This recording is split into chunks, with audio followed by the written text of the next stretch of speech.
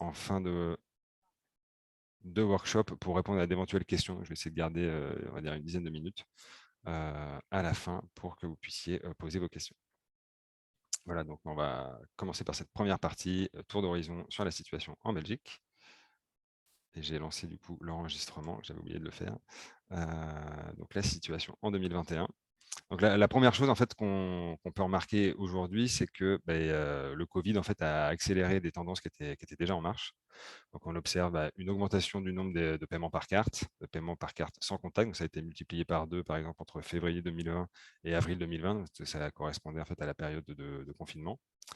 Le nombre d'abonnements également à la banque en ligne et aux services on va dire mobile banking est en constante évolution. Donc là, on le voit sur les graphiques de droite, en évolution depuis une dizaine d'années maintenant. Et les chiffres intéressants, c'est peut-être, on peut noter qu'il y a 13,7 millions d'abonnements à la banque en ligne et 8 millions d'abonnements à donc, du coup, des applis bancaires, donc les gens qui utilisent ça sur leur GSM, sur leur smartphone. Et à noter voilà, que en Belgique, on a 11,5 millions d'habitants. Donc, on a techniquement plus d'abonnements à la banque en ligne que d'habitants. Donc, alors, certaines personnes ont plusieurs comptes. Donc, c'est pour ça qu'on voit ce chiffre assez élevé. Alors, en parallèle de ça, ce qu'on constate aussi, c'est que les banques, donc on a une baisse du nombre de retraits d'argent aux distributeurs. Et du coup, également une baisse du nombre de distributeurs de manière générale et une baisse du nombre d'agences. Les banques, elles font face justement à une perte d'affluence dans les agences. Pour plein de gens, c'est pratique d'utiliser ces services de banque en ligne. Et donc, du coup, il y a moins de personnes qui viennent visiter les agences. Et donc, la réaction des banques, c'est justement pour limiter les frais, elles vont fermer ces agences. Mais du coup, pour un ensemble de personnes qui sont plus en difficulté, ça pose problème. Ça, on va y revenir tout à l'heure. Si on fait un petit tour d'horizon sur les fonctionnalités, on va dire, les plus utilisées dans les services de banque en ligne, aussi bien sur PC que sur un smartphone. Bon, ça, je pense que je ne vous apprends pas grand-chose, mais on va retrouver tout ce qui est paiement et virement. Donc, le fait de payer par carte, de payer en ligne, de payer sans contact quand on va au magasin. Le fait d'effectuer des virements, de payer directement en scannant un QR code, par exemple. Ça s'est beaucoup développé ces derniers mois. On peut également consulter et gérer son compte, donc on peut consulter son solde, on peut rechercher des opérations dans un historique de compte, donc tout ça, c'est des choses qui sont quand même assez intéressantes. On peut même gérer son compte et augmenter la limite de sa carte de crédit, ce genre de choses. Et moi, ça j'avoue que c'est quelque chose que j'ai encore jamais fait, mais on peut même souscrire à des nouveaux produits, on peut souscrire à ouvrir un nouveau compte, simuler une demande de crédit, tout ça, ça peut se faire en ligne aujourd'hui. J'avoue que personnellement, je n'ai jamais encore essayé.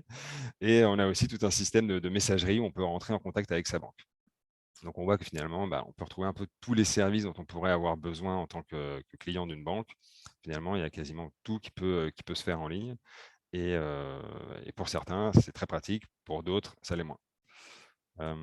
Et donc, du coup, effectivement, on peut se poser la question si c'est des avantages qui sont accessibles à tous.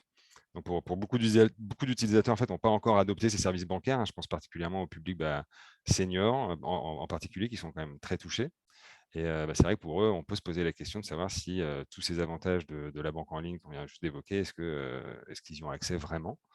Et on voit en tous les cas que la baisse du nombre d'agences et de services physiques, ça pose un vrai problème pour tous les publics qui sont éloignés du numérique au sens large. Alors, en termes de chiffres, ce qui est quand même assez flagrant, c'est que donc en 2020, alors c'est les derniers chiffres que j'ai trouvés, je n'ai pas encore les données pour 2021, mais on constate que 419 agences ont fermé, alors toutes banques confondues. Et si on regarde par rapport à 2010, c'est quasiment la moitié des agences qui ont fermé. Donc, c'est quand même c'est un chiffre assez important. Et en termes de conséquences, pour tous les publics qui avaient l'habitude d'aller sur place, d'utiliser, on va dire, je sais pas, les distributeurs, les machines qui servent à payer ces factures et ce genre de choses, se retrouvent bien embêtés parce que voilà, on n'y a plus accès.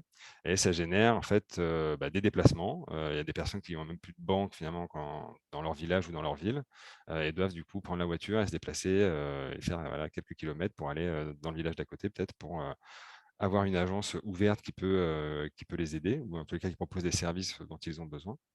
À côté de ça, donc, on a également des surcoûts. Du coup, certains services qui étaient avant gratuits en agence deviennent payants parce que du coup, les banques considèrent qu'on peut le faire en ligne et en ligne, c'est gratuit. Mais donc, du coup, si on va demander l'aide d'un agent, ça va coûter de l'argent. Voilà, donc à voir au niveau éthique ce que vous en pensez.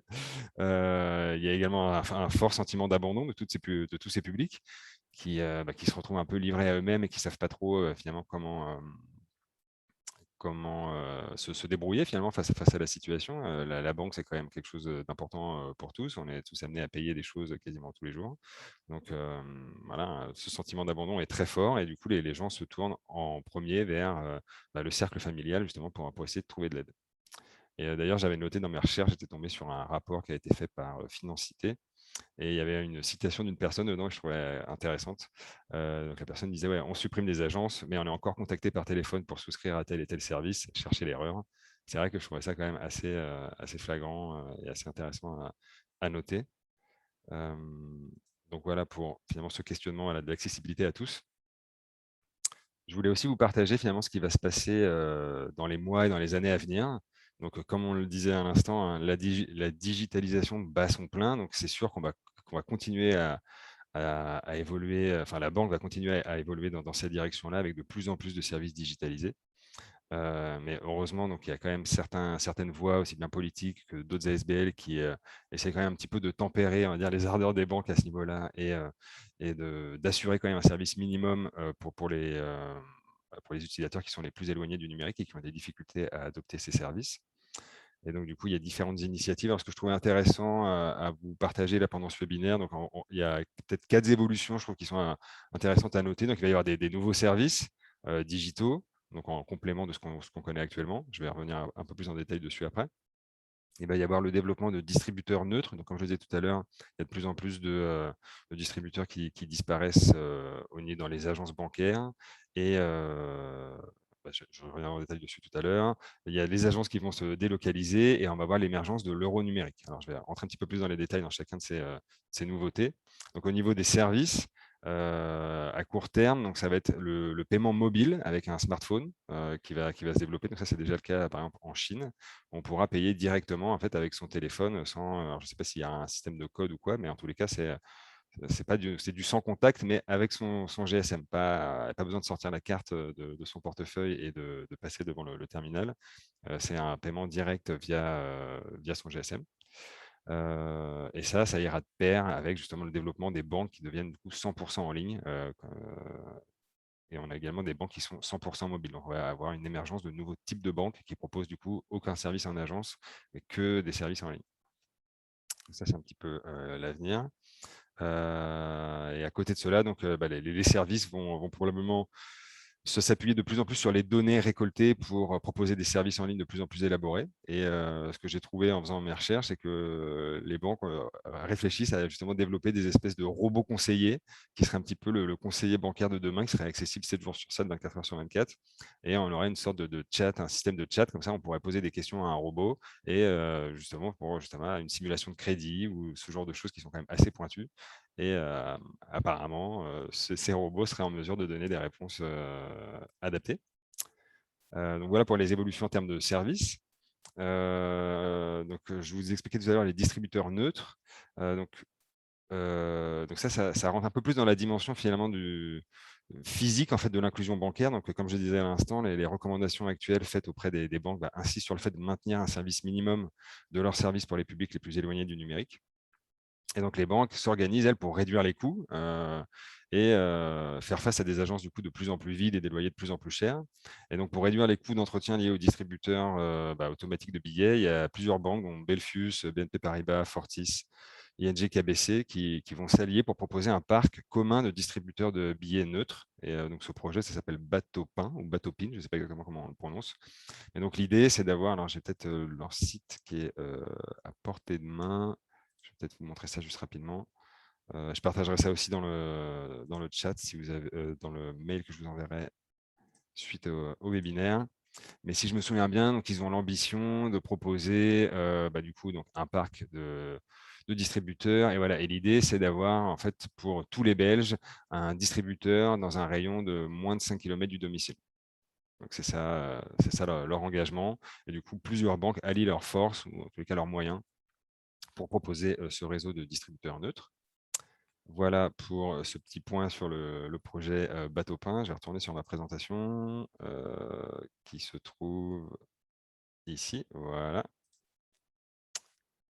À côté de ça, donc, ce qui va se passer dans les mois, dans les années à venir, c'est des agences délocalisées également. Donc, dans la même idée hein, de toujours assurer un minimum de services physiques. Donc, un autre point, c'est d'assurer finalement un minimum de points de contact pour ceux qui souhaitent réaliser certaines opérations bancaires, donc comme je sais pas, une demande de prêt, un virement, ce genre de choses. Et donc, toujours dans une logique de réduction des coûts, hein, c'est un peu ce qui intéresse les banques principalement. Ces points de contact, en fait, pourraient ne plus être forcément localisés dans une banque, dans une agence comme on la connaît aujourd'hui, mais dans des bureaux de tabac, des supermarchés ou des commerces de proximité. J'avoue, quand j'ai lu ça, j'ai eu tout de suite l'image d'un conseiller Belfius en costume au milieu des paquets de cigarettes et des jeux à gratter. Donc, pour l'instant, ça paraît un peu surréaliste comme situation, mais en tous les cas, c'est ce à quoi réfléchissent les banques actuellement, donc de délocaliser en fait leurs services dans d'autres bâtiments, on va dire, dans d'autres enseignes qui vont, elles, rester accessibles. Et peut-être dernier point, je trouvais intéressant à vous partager aujourd'hui dans les tendances à venir. Donc, il y a l'euro numérique. Donc, ça, c'est l'Europe, donc qui voudrait du coup mettre en place un euro numérique. Et qui est donc en fait l'équivalent des billets en euros, mais sous forme dématérialisée. Donc, ça existerait en parallèle des billets et des pièces qu'on connaît actuellement, mais on aurait également il y aurait également un euro numérique. Et si j'ai bien compris, du coup, parce que c'est encore au stade de l'essai et dans les informations que j'ai trouvées, je trouvais c'était pas clair pour moi quelle était la différence avec finalement une carte de crédit comme on la connaît actuellement. Donc, si j'ai bien compris, ce serait du coup un peu détaché des banques. Donc, on ne serait pas obligé finalement d'ouvrir un compte payant auprès d'une banque pour pouvoir utiliser ce euro numérique. Alors, en termes de support, je ne sais pas si ça sera sur un GSM ou si ça sera via une sorte de carte. D'ailleurs, si quelqu'un a l'info, je serais bien curieux de savoir pendant les 10 dernières minutes. N'hésitez pas à prendre la parole pour peut-être, si vous avez plus d'infos que moi là-dessus, à partager ça.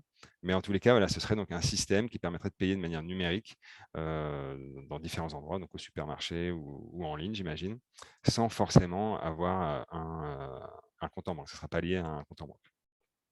Donc voilà pour les évolutions de demain. Donc, pourquoi je vous présente ça? C'est pour quand même insister sur la tendance où on va du coup de plus en plus vers des services numériques de plus en plus élaborés. Mais donc, comme on le disait à l'instant, pour certains publics, c'est difficile à s'approprier ces outils. Et donc, il y a cet enjeu quand même au niveau politique et au niveau des opérateurs privés que sont les banques, de maintenir un minimum de services pour les personnes qui sont les plus en difficulté face à l'usage du numérique. Je trouvais intéressant également de proposer finalement cette définition de l'inclusion bancaire. Donc, on a vu certains faits importants et je vous ai présenté les évolutions et ce genre de choses, mais voilà, arrêtons-nous quelques instants sur la définition de l'inclusion bancaire. Je vais la lire. Donc, l'inclusion bancaire, ça fait référence à un processus par lequel une personne peut accéder et ou utiliser des services et des produits financiers proposés par des prestataires classiques, donc des banques, adaptés à ses besoins et qui lui permettent de mener une vie sociale normale. Donc, d'où l'intérêt de garder un minimum de services pour tous les gens qui ont du mal à utiliser le numérique. Et donc, en lisant cette définition, on voit qu'il y a quand même deux enjeux. Il y a un enjeu d'accès et un enjeu d'usage. Alors, concernant l'accès, il y a deux niveaux, je trouve. Il y a l'accès aux services en ligne.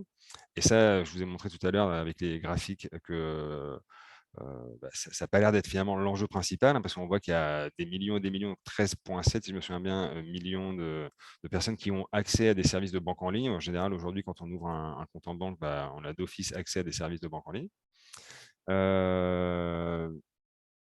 Ça, et donc le deuxième niveau, finalement, en termes d'accès, c'est plutôt l'accès aux services physiques. Et donc, c'est pour ça que, comme je le disais tout à l'heure, il y a des recommandations qui sont faites auprès des banques, à voir si elles le respectent ou pas, mais pour maintenir un ensemble de services physiques pour les personnes qui sont justement, qui ont des capacités cognitives et physiques peut-être en baisse. Donc, je pense particulièrement aux seniors et qui rendent le digital peut-être moins accessible. Donc, concernant le deuxième enjeu de l'inclusion bancaire, à savoir l'usage, on peut du coup se poser des questions. En effet, un des véritables enjeux pour la période à venir, en fait, ça va être l'utilisation de ces services numériques. Et c'est ce qu'on va voir en fait un petit peu plus en détail dans la suite du webinaire que je vous propose aujourd'hui. Donc, on va s'intéresser aux usages. et l'utilisation des services bancaires en ligne. Donc, ça reste le challenge aujourd'hui à l'heure de la digitalisation de masse. Donc, comme je le disais tout à l'heure, l'accès, hein, ça reste un problème un peu moindre, hein, l'accès aux services numériques, hein, je précise bien.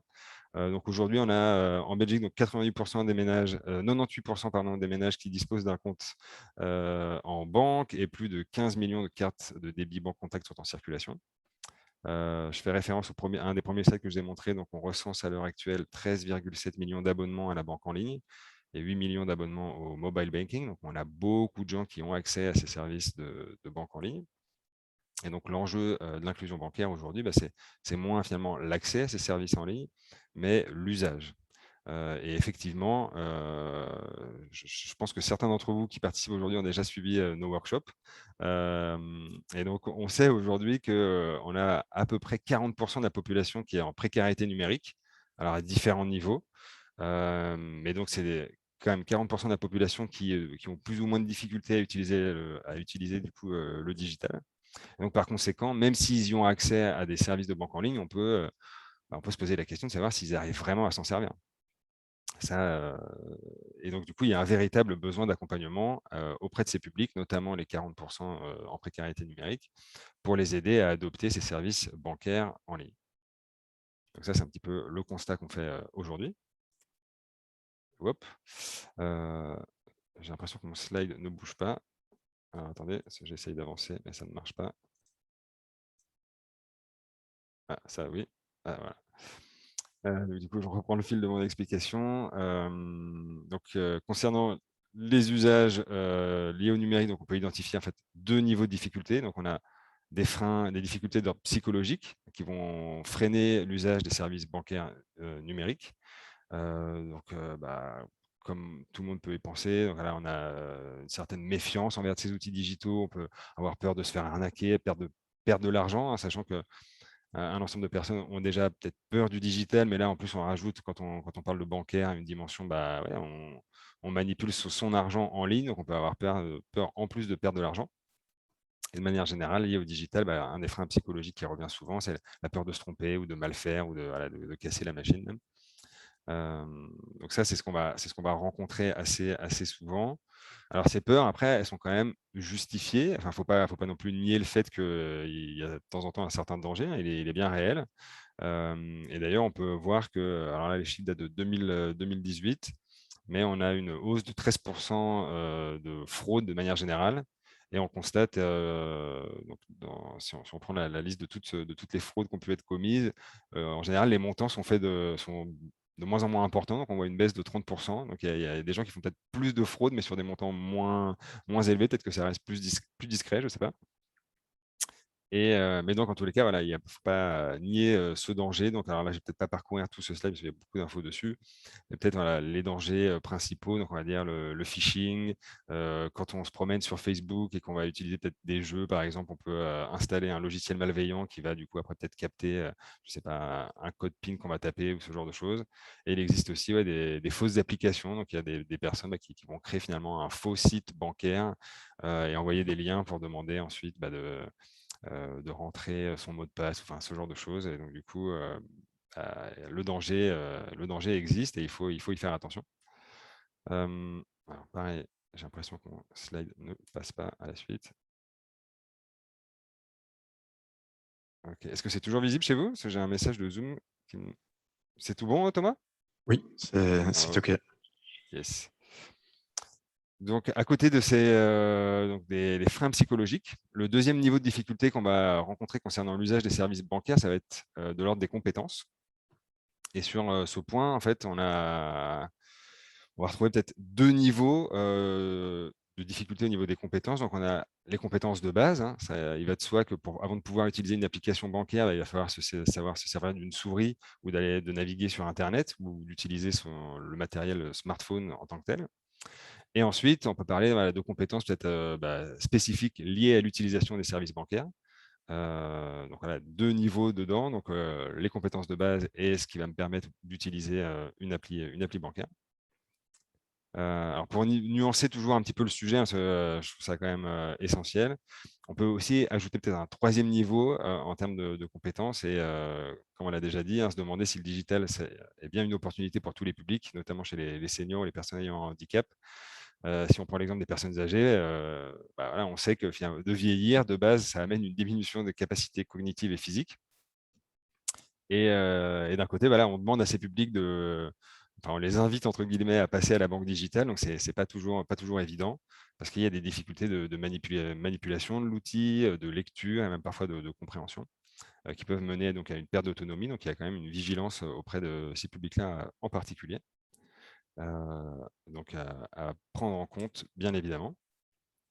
Donc maintenant, je vais vous présenter peut-être un peu des pistes de solutions. Donc, alors, je précise que dans les solutions, je mets l'accent sur les solutions liées aux usages des services en ligne. Je ne vais pas m'épancher, voilà, ce n'est pas le rôle de 8Techcare d'aborder ce sujet de l'accès, on va dire, physique à des agences et tout ça. Donc, nous, on a plus une expertise par rapport au numérique, donc c'est là-dessus qu'on va mettre l'accent. Mais bon, je précise voilà, que le numérique ne va pas solutionner tous les problèmes et donc qu'en parallèle, voilà, comme on l'a déjà évoqué, le maintien d'un service minimum en agence sera indispensable. Mais donc ça, on va le laisser plutôt à la sphère politique et aux acteurs privés de gérer ce sujet-là. Nous, ce qu'on va vous proposer ici, c'est plus voilà, des solutions pour accompagner et aider finalement les gens qui ont besoin d'un petit coup de pouce pour finalement se lancer dans l'appropriation des services bancaires en ligne. Donc, comme on l'a déjà évoqué tout à l'heure, on a peut-être à ce niveau-là, donc en termes des usages, deux axes principaux d'intervention. Donc, ce que je présentais tout à l'heure, le fait d'accompagner et de lever les freins, finalement, à tous les gens qui sont peut-être bloqués parce qu'ils ont peur ou pour voilà, une raison X ou Y psychologique, peut-être essayer de les amener dans le dialogue à aborder ces sujets-là. Et à côté de ça, donc, il y a l'idée de faire monter en compétences, d'amener les gens finalement à être autonomes et à savoir manipuler et s'orienter dans ces services bancaires en ligne. Donc, c'est ça qu'on va vous présenter tout de suite maintenant. Donc, en termes d'accompagnement et d'aider à lever les freins psychologiques, donc il y a évidemment un gros travail de dialogue en fait. Et l'idée, c'est vraiment d'adopter une posture qui va vous permettre, qui va permettre d'être à l'écoute des freins d'abord, donc comprendre finalement qu'est-ce qui fait peur à la personne, et puis aussi de comprendre ses besoins. Pour aller finalement dans le dialogue et si possible trouver des éléments qui vont motiver la personne à passer le cap et justement utiliser ces outils bancaires en ligne. Donc ça va être finalement un petit peu la clé. Donc il existe de nombreux freins liés à l'usage du numérique. Alors, je vous propose peut-être 4 exemples. Mais voilà, l'idée, c'est de toute façon d'être, enfin, quand on accompagne une personne, c'est bien sûr c'est de faire ça au cas par cas et d'être à l'écoute des freins et des besoins de la personne qu'on a en face de soi. Mais je propose peut-être 4 exemples. Donc, je vais aller de gauche à droite. Le premier exemple, donc, on a des publics qui sont parfois déjà autonomes, mais qui craignent pour la sécurité des services bancaires en ligne, qui voient ça comme un danger, qui ont peur de manipuler ou de gérer leur compte et leur argent via ces services-là. Donc, comment on peut les rassurer sur la sécurité en ligne? Il n'y a pas 36 moyens. C'est essayer d'expliquer au maximum comment ça marche, essayer finalement de les amener à reconnaître eux-mêmes le danger. Donc, une fois qu'on connaît le danger, on est plus à même de le maîtriser. Donc, il y a cette idée de pas nier finalement, de pas dire que le danger est inexistant, mais peut-être de les amener à se former pour justement le reconnaître et du coup dépasser cette peur-là. Deuxième exemple, on a des clients qui souhaitent des preuves papier, donc attestant de leurs opérations bancaires. Et donc, du coup, la question qu'on peut se poser, c'est comment valoriser la banque en ligne comme centre de ressources, parce que c'est quand même une fonctionnalité qui est assez intéressante. Donc, je pense qu'en montrant comment ça marche, montrer les fonctionnalités d'archivage, comment on peut consulter un historique dans ses opérations bancaires, et du coup, ce qui peut amener justement à une meilleure gestion de son budget, hein, finalement. Quand on utilise la banque en ligne, on peut regarder toutes les 5 minutes finalement l'état de son compte et on peut savoir si je peux faire tel ou tel paiement. Enfin, du coup, ça apporte quand même vraiment une plus-value dans la gestion budgétaire. Donc, c'est quand même des outils assez intéressants et qui peuvent justement être un levier de motivation pour des gens qui sont peut-être en difficulté pour gérer leur budget sur le mois. Du coup, d'utiliser ces services-là permet d'avoir une vue un petit peu en continu de l'évolution, on va dire, de son compte en banque et de savoir combien il nous reste et qu'est-ce que je peux faire avec. Donc, un avantage quand même non négligeable. Troisième exemple, des publics qui se rendent au bureau ou en agence pour le lien social. Donc, je pense notamment aux personnes âgées, se pose la question aujourd'hui, comment offrir un lien social autour du numérique. En fait, les gens, ils vont aussi en agence parce que c'est le moment où on peut rencontrer quelqu'un, on peut discuter. C'est peut-être des personnes qui sont aussi isolées, donc ils ont besoin de ce contact. Si finalement les agences ferment et que on pourrait les orienter vers du numérique, il faudrait créer du lien social autour justement de cet accompagnement numérique. Et peut-être qu'une idée, ça peut être d'orienter justement vers des lieux d'aide. Je pense par exemple aux EPN, où on peut trouver un accompagnement physique personnalisé, où les gens vont être justement encadrés, on va peut-être même pouvoir les former à l'utilisation de ces services bancaires en ligne, avec justement un lien social qui va être présent, ce que recherchent les personnes. Dernier exemple, des clients donc équipés et proches de l'autonomie, mais qui préfèrent se faire accompagner en agence. Donc, comment donner envie d'être autonome? Du coup, là aussi, mettre en avant, donc ça se passe là aussi par le dialogue, et essayer de mettre en avant les avantages en termes de gain de temps, par exemple, ou de gain d'argent, ce genre de choses. Et donc d'ailleurs, je vous propose peut-être un petit aperçu des avantages peut-être principaux qu'on peut mettre en avant. Donc en fonction des besoins particuliers des gens, ça ne va pas être le même avantage qui va le plus parler aux personnes qu'on accompagne. Mais si on fait une petite liste comme ça des choses qui peuvent être potentiellement intéressantes par rapport à l'usage des services de banque en ligne, on a le gain de temps. Du coup, on n'a plus besoin de se déplacer et de faire la file pour avoir un service. Donc on peut le faire en ligne et du coup utiliser ce temps-là pour faire autre chose. Le gain d'argent, les services en ligne en général sont gratuits. Et peut-être pour la petite anecdote, dans mes recherches, j'étais tombé sur ce chiffre que j'avais trouvé quand même assez effarant. Mais demander à un agent, donc en agence, d'effectuer un virement, donc ça coûte de l'argent maintenant, et ça coûte entre 1,5 € et plus de 9 € chez ING par virement. Donc, ça veut dire que si on a, je sais pas, on a quand même pas mal de factures à payer tous les mois, si à chaque fois on va en agence pour effectuer ces virements, ça peut représenter un budget de 50, 60, voire 100 € pour les personnes du coup qui ne savent pas le faire en ligne. C'est quand même assez important. Et donc, comme je le disais à l'instant, le fait d'avoir accès à l'historique des comptes, ça peut permettre de faciliter la gestion budgétaire. On peut également consulter un conseiller en ligne. On peut gagner en autonomie et, comme je le disais à l'instant, ces archives en ligne. Voilà. Donc, tout ça, c'est, on va dire, 6 avantages principaux qu'on peut éventuellement mettre en avant justement dans ce dialogue qu'on peut mettre en place avec des personnes pour essayer de lever ces freins. Et peut-être autre chose, alors je disais que je n'allais pas mettre l'accent dessus, mais il y a aussi quand même quelque chose d'important, hein, c'est aussi d'orienter vers les banques les plus inclusives, hein, les personnes qui ont vraiment besoin de se rendre en agence. Il y a quand même, en fonction des banques, les services ne sont pas tous les mêmes. Donc là, j'ai mis la source, hein, c'est un rapport qui a été fait par Financité qui est très détaillé sur la question et je vais peut-être pas m'épancher là-dessus, mais en tous les cas, ce qu'on peut dire, c'est que ça nécessite de toute façon de bien connaître l'environnement bancaire local, hein, savoir si quelle banque propose des agences, on va dire dans le périmètre dans lequel j'habite ou dans lequel la personne que j'accompagne habite. Et il y a peut-être des critères de sélection qui vont être intéressants justement pour faire ce choix et éventuellement changer de banque hein, s'il faut. Mais voilà, les critères intéressants, ça va être le nombre d'agences, la distance par rapport au domicile, les horaires d'ouverture, la présence du distributeur ou pas, le prix des services. Hein, si on va demander à faire des virements, comme on l'a dit tout à l'heure, ça peut aller de 1 à quasiment 10 €. Donc voilà, tous ces éléments-là seront à prendre en compte pour peut-être orienter une personne vers une autre banque qui pourrait peut-être proposer des services qui lui correspondent plus. Donc voilà pour cette partie accompagnement et lever les freins. Donc, pour conclure, hein, il n'y a pas de secret. L'idée, c'est du dialogue, bien comprendre les freins de la personne et à essayer d'identifier ses besoins et de mettre en avant certains avantages éventuellement pour peut-être amener la personne à passer le cap et se lancer dans l'usage de ces services bancaires en ligne. Et donc, à côté de ça, donc une fois que on a peut-être motivé une personne que quelqu'un se rend bien compte que ça devient de plus en plus incontournable, hein, l'usage de ces banques en ligne et qu'une personne aurait besoin de se former, l'idée, ce serait d'essayer justement d'amener ces publics à monter en compétences.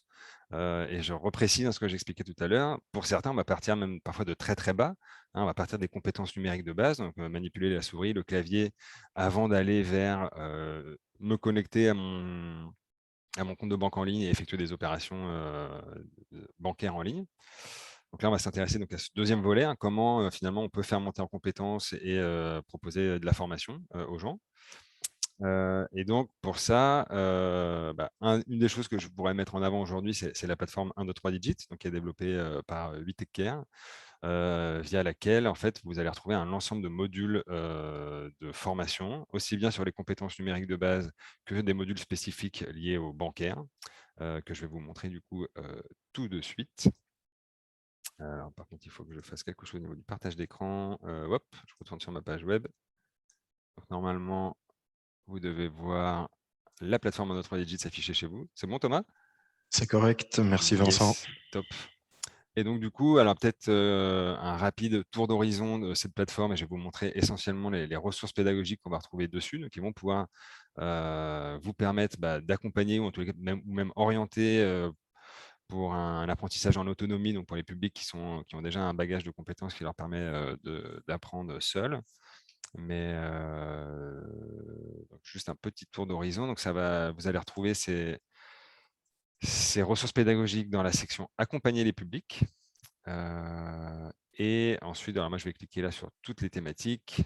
Et du coup, on va afficher tout ce qui est disponible dans notre bibliothèque de ressources. Et donc vous voyez qu'on a les deux premiers blocs, donc le violet et le jaune, traitent des compétences numériques de base. Donc le violet, c'est les compétences numériques de base PC, et le jaune, les compétences numériques de base pour l'utilisation plutôt d'un smartphone ou d'une tablette. Et ensuite, on a également un bloc rose donc qui porte sur le e-banking. Et on a pour l'instant un seul module, mais qui traite justement de comment réaliser des opérations bancaires avec un smartphone. Alors, j'ai peut-être commencer par celui-là. Voilà. Donc, on l'a développé en partenariat avec Fablefin. Et si je vous montre rapidement à quoi ça ressemble, donc ça ressemble en fait à une page web dans laquelle on va retrouver un ensemble d'informations sur qu'est-ce que c'est la banque en ligne, qu'est-ce qu'on peut faire avec. Et ensuite, on va proposer aussi des petits exercices aux gens pour s'entraîner justement à manipuler ce type d'outils. Et quelle procédure finalement on va traiter? Donc, on a traité les choses de base. Donc, comment installer déjà l'application? C'est quand même la première étape. On a comment on fait pour consulter son solde bancaire. Alors, je suis en train de parcourir la table des matières qui se trouve sur la gauche. On a un exercice sur effectuer un virement. D'ailleurs, c'est peut-être celui-là que je vais montrer.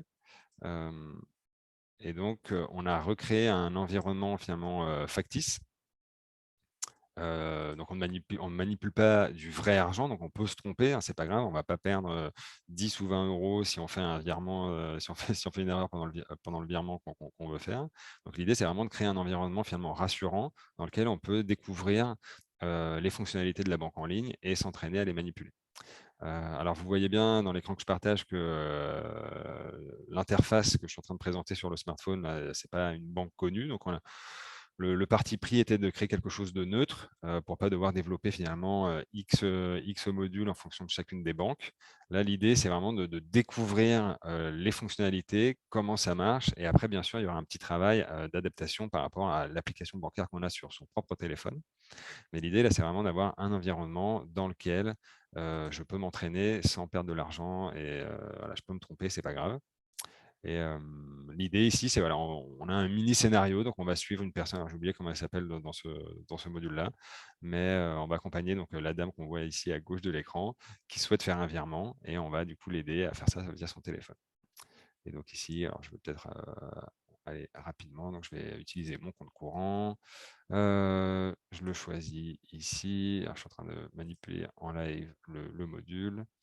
Et il me semble qu'à un moment donné, voilà, il va y avoir une facture qui va apparaître. Et donc, on va devoir rentrer la communication structurée, le montant, etc., etc. Donc, on va pouvoir s'entraîner à le paiement d'une vraie facture, donc une situation proche de la réalité. Et on va être amené à manipuler cet outil une sorte de simulation de banque en ligne via l'exercice qu'on propose sur la plateforme. Je retourne peut-être un petit peu en arrière sur la plateforme 1, 2, 3 digits. Cela, j'ai fait ça un peu dans le désordre. Donc, j'ai commencé par la prise en main d'une application bancaire. Et comme je disais tout à l'heure, pour certains, on va peut-être devoir commencer par les compétences numériques de base. Alors, je vais peut-être montrer, parce que je vois que l'heure tourne, le bloc sur les compétences numériques de base PC. Donc ici, vous allez retrouver, donc on a voilà, 20 modules qui sont répartis dans les différents niveaux, donc débutant, intermédiaire et avancé. Et donc, niveau débutant, vous allez retrouver tous les modules qui correspondent finalement à la prise en main de l'outil, découvrir l'ordinateur, comment utiliser la souris, un clavier, ce genre de choses. Niveau intermédiaire, vous allez retrouver des modules plus sur l'utilisation d'Internet et du mail, qui seront aussi des choses importantes pour pouvoir se connecter à sa banque en ligne. On a besoin de savoir naviguer sur Internet. Et ensuite, des modules plus avancés, où là, du coup, le scope s'élargit, on a différents sujets. Mais si je les parcours rapidement, donc on a comment mettre en page un texte, utiliser une clé USB, comment créer un mot de passe sécurisé. Donc, il y a aussi son intérêt. Donc, il y a des éléments sur la sécurité qui sont aussi quand même indirectement en lien avec l'usage de la banque en ligne. On a vu qu'il y avait quand même beaucoup de peurs justement liées à la manipulation de l'argent en ligne. Donc, la sécurité sur Internet, c'est également un sujet qui est intéressant dans l'accompagnement qu'on peut proposer sur le sujet qu'on aborde aujourd'hui. Donc, si vous avez besoin peut-être de plus d'informations là-dessus, alors vous pouvez me contacter par mail. On propose également des workshops où on va beaucoup plus en détail sur qu'est-ce qu'on trouve dans ces modules et comment on fait pour les utiliser concrètement auprès des publics en difficulté. Donc ça, je le mettrai dans le mail que je vous enverrai suite au webinaire d'aujourd'hui. Voilà, l'idée, c'était de vous montrer ce qui existe, peut-être parcourir juste rapidement les modules qui sont à disposition sur la plateforme. Voilà pour ça. Je vais juste retourner sur ma présentation. Hop, qui se trouve là. Et donc, peut-être en guise de résumé, donc ce que vous allez retrouver sur la plateforme en 3 digits, donc on a des modules compétences numériques de base, comme je l'ai dit à l'instant, donc on a 15 modules sur les compétences, il y a même 19, alors on en a rajouté, 19 modules sur les compétences numériques de base PC, 5 modules sur les compétences numériques smartphone et tablette, un module vraiment dédié à la banque en ligne. C'est celui que je vous ai montré tout à l'heure, qu'on a développé en partenariat avec Fablefin. Et peut-être un module qui est un peu moins directement lié, mais qui est quand même intéressant. Donc, voilà, la sécurité sur Internet qui peut également être utilisée dans le cadre d'un accompagnement. Et donc, du coup, si on utilise tout ça, on peut avoir même un beau parcours. On démarre des compétences numériques de base et ensuite, on évolue vers la sécurité sur Internet et l'utilisation des services bancaires en ligne. Donc, on a quelque part sur 1, 2, 3 digits un parcours de formation finalement complet qu'on peut proposer aux personnes qu'on accompagne et qui sont en difficulté sur le numérique et justement dans l'utilisation de ces services bancaires en ligne. Alors, un autre outil que je trouve ultra intéressant et que je voulais vous montrer, ça s'appelle DemoBank. Et c'est un outil qui a été développé par Wikifin. Alors, du coup, là, pour le coup, ce n'est pas développé par Witteker, mais je trouve ça tellement intéressant que je ne peux pas passer à côté. Donc, je vais également vous faire une petite démo en live pour vous montrer comment ça fonctionne. Hop. Du coup, je dois basculer vers mon navigateur Internet qui se trouve là. Voilà. Et donc, j'ai déjà ouvert ça ici. Donc, je vous partagerai le lien. L'idée, là, elle est vraiment plus sur un simulateur de banque. Donc, on a accès finalement à une sorte de compte en banque factice en ligne. Et ce qui est intéressant, c'est que donc ils ont proposé, donc là je vais être sur un autre onglet, ils ont proposé à côté du simulateur un ensemble de factures, donc également des factures factices. Et donc, dans un accompagnement qu'on pourrait proposer, alors peut-être plus sur la gestion budgétaire, mais on pourrait, je ne sais pas, organiser des activités du style, bon, voilà, on a tant d'argent sur notre compte, combien de toutes ces factures on peut payer dans le mois sans être à zéro à la fin du mois, ce genre d'activité. Donc, comment ça marche? Je vais vous montrer ça de suite. Donc, on a une carte bancaire. Donc, il faut d'abord rentrer le numéro de carte. Donc, moi, je l'avais déjà écrit quelque part. Donc, je fais un copier-coller.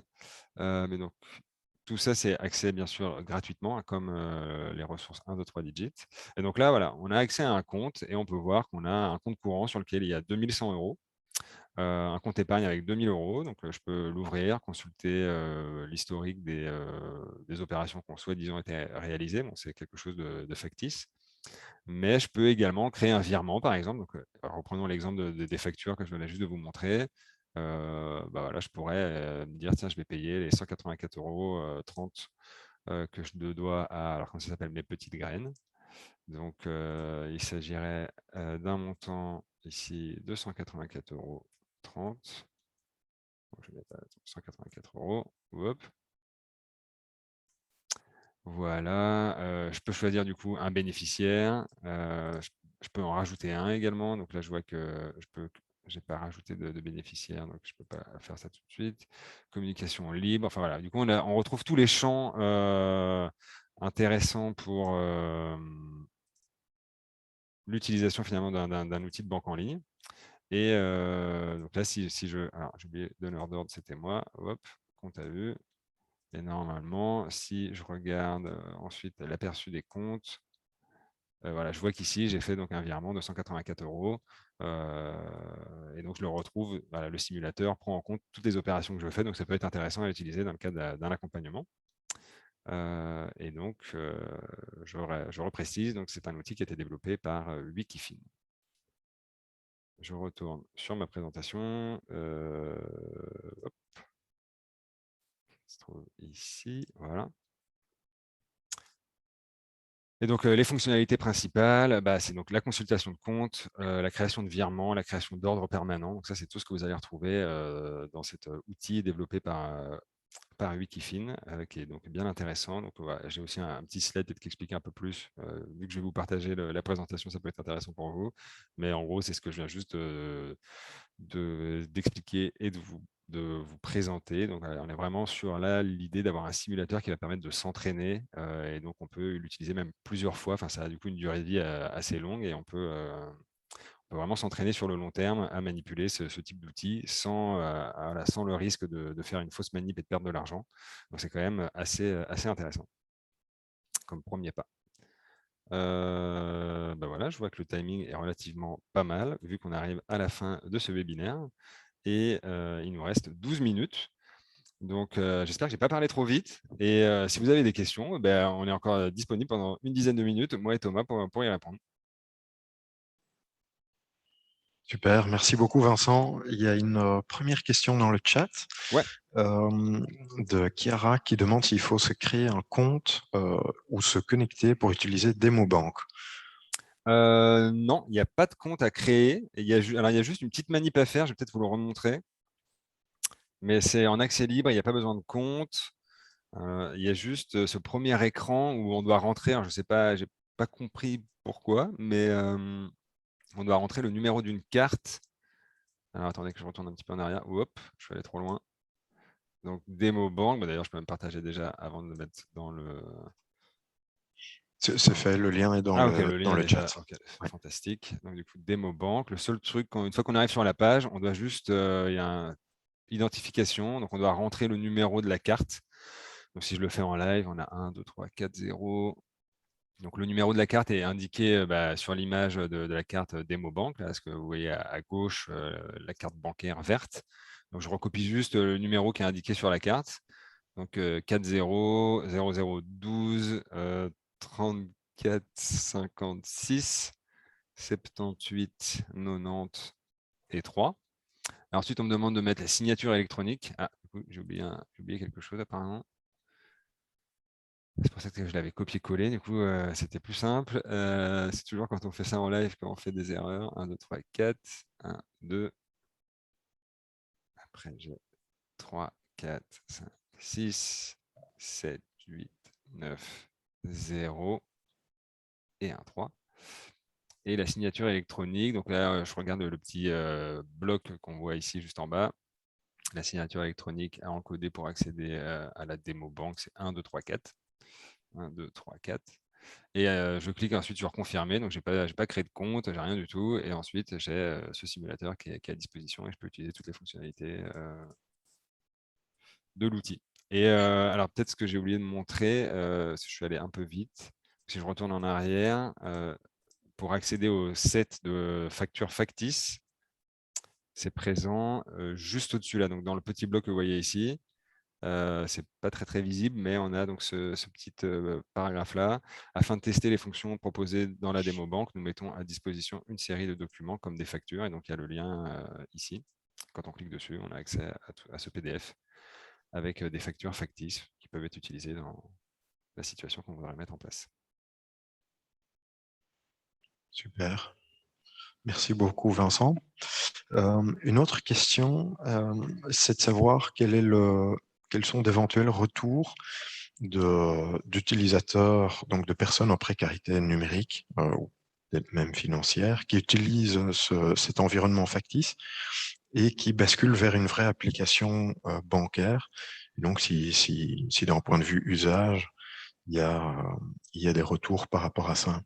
Ouais, alors ça, je peux le dire par rapport au module que nous, on a créé sur 1, 2, 3 Digit. J'ai pas de feedback concernant l'outil DemoBank de Wikifin. Je pourrais leur demander. Mais en tous les cas, concernant l'outil que nous, on a créé, le feedback qu'on a, c'est surtout que c'est rassurant, en fait. Le fait de proposer un environnement où on peut se tromper, il ne va pas y avoir de l'argent qui va partir à droite, à gauche. Ça, c'est le premier feedback qu'on a et ça permet justement des fois à certaines personnes de passer le cap. C'est-à-dire c'est un peu une étape intermédiaire. Avant d'utiliser soi-même son propre application bancaire, on va aller s'entraîner dans cet outil-là. Je peux me tromper, il n'y a pas de conséquences, c'est pas grave, ça me permet de prendre en main. Et du coup, ça, c'est, on va dire, le premier objectif. Après, je ne vais pas vous cacher qu'effectivement, vu qu'on est sur une interface qui ne va pas être la même que l'interface de l'application de la personne, donc si j'utilise, je ne sais pas moi, AXA, Belfius, KBC, enfin peu importe la banque dans laquelle j'ai un compte, une fois que je vais passer à mon application bancaire, effectivement, l'interface ne va pas être la même. Le bouton pour faire les virements, il n'est pas au même endroit, enfin ce genre de choses. Mais je me suis déjà préparé dans un environnement rassurant, factice, dans lequel j'ai pu m'entraîner sans faire d'erreur et surtout sans perdre d'argent. Et rajouter aussi que l'environnement qu'on crée, donc l'environnement factice, est un environnement épuré, donc où il n'y a pas de publicité. C'est pas un environnement dont le design va changer non plus tous les X temps, comme les applications bancaires peuvent parfois le faire. Et donc, on peut vraiment créer pour les utilisateurs qui s'entraînent là-dessus des réflexes dans un environnement qui reconnaissent aussi systématiquement. Voilà. Parce que c'est souvent aussi un retour qu'on entend que tous les 6 mois, il suffit que le fond d'écran ait changé, qu'on ne reconnaisse pas l'application. Ouais, Voilà. exactement. Merci pour le complément, Thomas. Et donc, ouais, d'office, une fois que, admettons, on a suivi une personne, qu'on a utilisé ces environnements factices pour s'entraîner, il va aussi falloir peut-être l'accompagner pour, une fois qu'on fait la transition et qu'on passe à la véritable application bancaire, peut-être de remontrer finalement où est-ce qu'on trouve les différentes fonctionnalités sur lesquelles on s'est entraîné. Donc, dire, voilà, sur votre appli à vous, l'endroit pour faire les virements, comme on l'a déjà vu dans l'environnement factice, chez vous, c'est là. Et puis, vous voyez, on retrouve à peu près les mêmes champs qu'on doit remplir. Donc, finalement, faire le lien, il y aura ce travail, effectivement, de faire le lien entre l'environnement factice sur lequel on s'est entraîné et l'environnement réel de la personne. Est-ce que ça répond à la question? Je pense que tu as bien Oui, répondu à la question. Yes. tout à- c'est moi qui ai posé la question et du coup, vous avez très bien répondu à ma question. Et donc, j'ai bien compris que c'était vraiment pour s'entraîner dans un Ouais, environnement stable, pour rassurer, mais exactement. qu'après, il y a quand même une période d'adaptation quand on passe Ouais, en réel. Le problème qu'on a, c'est quand on est en réel, tous les problèmes de confidentialité, etc., qui se posent quand ouais, il faut former les gens aux applications réelles. Là, on se heurte à d'autres problèmes, en fait. ouais. Et donc, Ouais, il y a cette voilà. question là de visualiser ou d'être à côté quand la personne tape son code, etc. Oui, Je trouve qu'il y a quand même un grand intérêt à cet environnement factice. Je répète, le fait finalement, on peut se tromper, c'est pas grave, mais enfin, on retrouve aussi toutes les mêmes fonctionnalités que dans l'application de la personne. Donc après, l'étape suivante, en fait, une fois qu'on passe à l'application réelle, c'est juste de remontrer finalement où se trouve chez vous la fonction virement, la fonction créer un ordre permanent, la fonction rajouter un bénéficiaire. Voilà, la personne a déjà compris le concept de comment ça marche. Maintenant, il y a juste à retrouver où est-ce que c'est dans votre appli, en fait. ouais. Donc, c'est quand Ok, même. ça va. Et du coup, ça Mais segmente aussi l'apprentissage, c'est quand même aussi intéressant. c'est ça. Ma question, c'est ici au niveau des outils que vous développez, il n'est pas prévu de développer un outil par banque. C'est pas quelque chose qui est prévu. En réel, on est sur l'environnement factice qui permet aux gens de s'entraîner, etc. Il y a le côté rassurant, mais c'est pas prévu de développer des outils par banque. Alors, dans le module qu'on a, il y a des fiches qui nous ont été fournies par certaines banques. Alors, je peux peut-être te le montrer rapidement, sinon reste Ah oui, quelques je veux bien, oui. minutes. Alors, attendez, il faut que je repartage On voit mon. bien ton écran, Attendez, c'est là. mais Tac. Du coup, est-ce que vous voyez non, non, 1, 2, 3 digits? On voit un, deux, trois digits, mais rien qui a bougé. Ah ok, bah, c'est tout bon. Parce que j'ai pas bougé encore. Donc Ok. j'y vais. Donc je vais dans voilà, réaliser les opérations bancaires. Donc le module que j'ai ouvert tout à l'heure. Et vers la fin du module, on a justement des fiches vers différentes banques. Alors attendez, il faut que je retrouve ça. Effectuer un virement. Est-ce que ça a été rangé? Bon, sinon, je vais tout reparcourir. Voilà, encore quelques minutes. On va vraiment retomber dessus.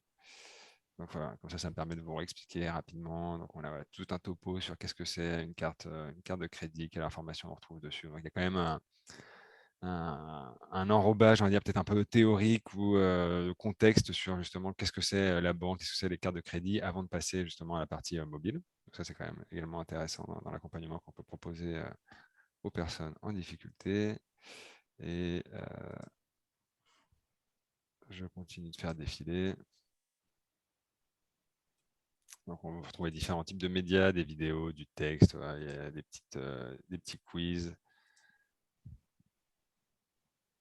Ah voilà, donc, ça a été intégré ici. Donc, cliquez sur le lien de votre banque pour obtenir plus d'informations à ce sujet. Donc, je sais pas, je prends n'importe, pas Belfius par exemple. Et normalement, ça nous renvoie. Ah bah là, du coup, voilà, je vois qu'il y a un problème technique. Si je me souviens bien, c'était censé renvoyer vers des fichiers PDF. Il y a eu une mise à jour hier sur la plateforme. Alors, je ne sais pas si c'est lié à ça, mais du coup, ça me permet au moins de m'en rendre compte.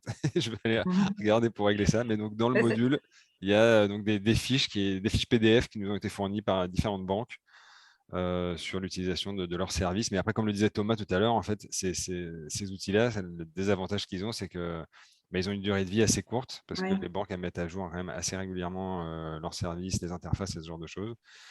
Donc, nous, on ne peut pas en continu toutes les 2 semaines aller demander à toutes les banques, bon, est-ce que vous avez fait un update et qu'est-ce qu'on doit changer comme PDF? Donc, on en met en ligne de temps en temps et après, voilà, est-ce qu'il est à jour ou pas? Ça, on a du mal à suivre les évolutions de toutes les banques.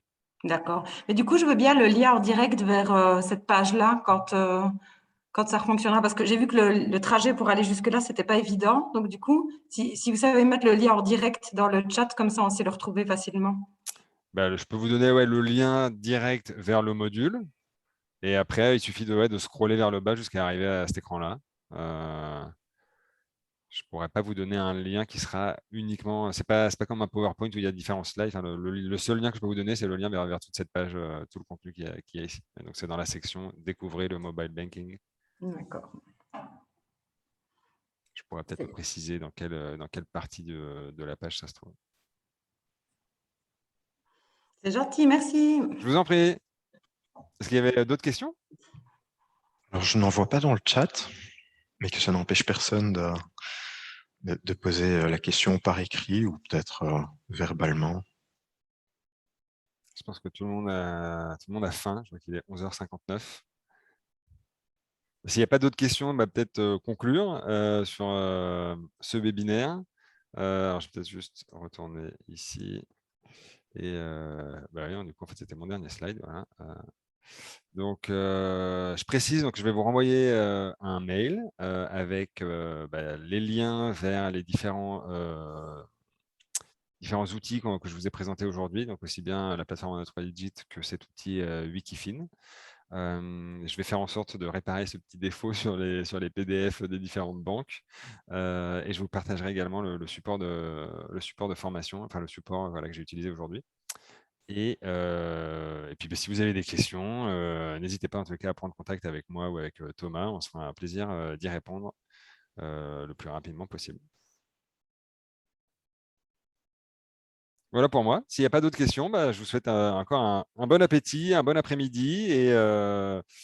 N'hésitez pas à reprendre contact avec nous si jamais il y a des questions. Et je vais juste couper l'enregistrement. Merci.